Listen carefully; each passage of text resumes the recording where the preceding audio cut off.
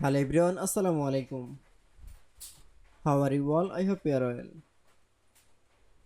Welcome back to my channel in this new video. Today's video, how to create a table in Google Sheets file. So get ready started. At first, open your Google Sheets file.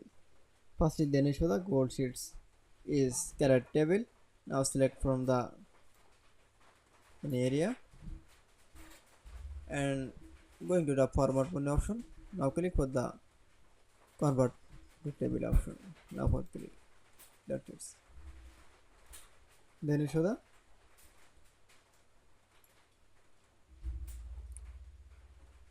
create table in Google Sheets file. That's it. I hope to enjoy the video.